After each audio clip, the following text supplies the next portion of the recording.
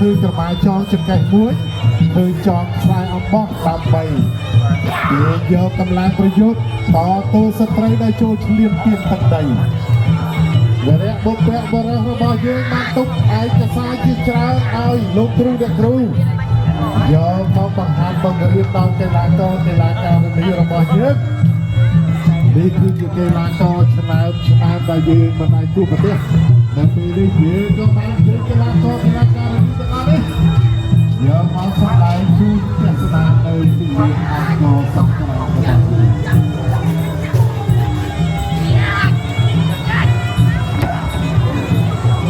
សុខភាពដ៏អស្ចារ្យនេះបានដល់ពីកថាសន្តិភាពរបស់លើសង្គ្រាមហើយជោគជ័យប្រជាជនរបស់ខ្មែរបានបានមកម្ចាស់ប្រទេសគា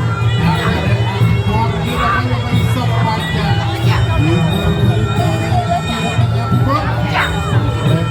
តាមចូលជាកាយបានស្បៃនោះមានពេលវេលាមកហាត់រៀនសិស្ស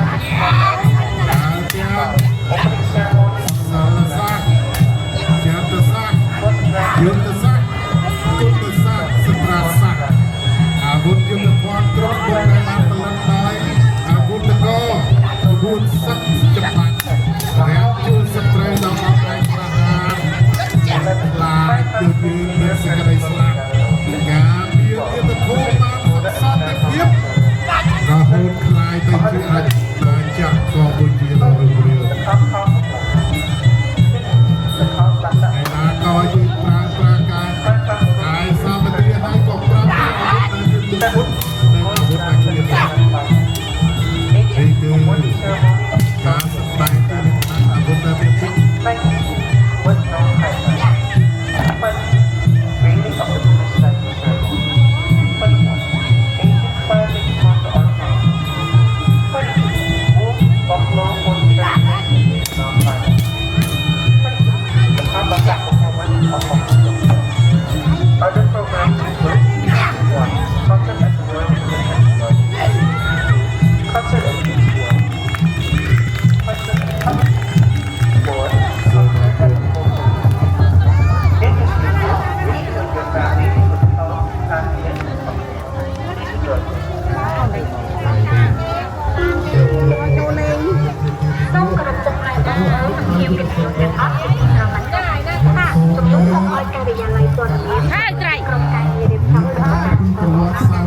ដូនតាខ្មែរដល់ល្បីល្បាញនេះជួនជម្រាបទៅដល់មហាជនដែលបានទស្សនាយុទ្ធគុណដូនតាខ្មែរកីឡាករនីរបស់យើងទាំង3រូបនេះគឺសុទ្ធតែជាកីឡាករដែលប្រើប្រាស់កាយសម្បទាពិតតែម្ដង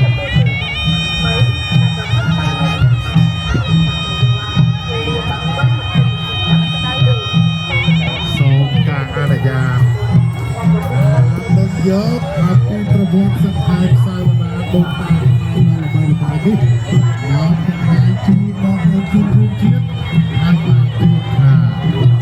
យុទ្ធគុណដូនតាខ្មែរដែលបងប្អូនទូជួយបានឃើញទៅវិញគឺបានមកពីលោកគ្រូអ្នកគ្រូហើយមកយកទៅផ្សាយស្រាប់ជំនួយនេះរៀបរៀងចោលត្រូវ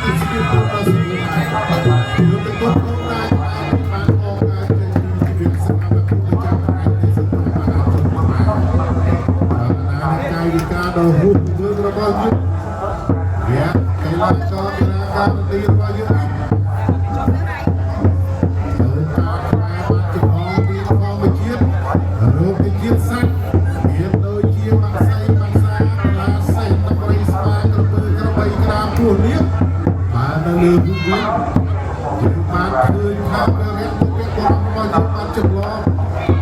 យុទ្ធគុណដូនតាខ្មែរបានទឹកស្វាគុណខ្មែរបុរាណយកជ័យពីរូបអប្សរាកេណរៃយកជ័យពីទៀននរតាមសង្ការយុទ្ធគុណដូនតាខ្មែរបង្កប់សិលសាស្ត្រvà các hoa siêu bắt đầu bị xây ra để biến những nó gặpប្រជាប្រិយ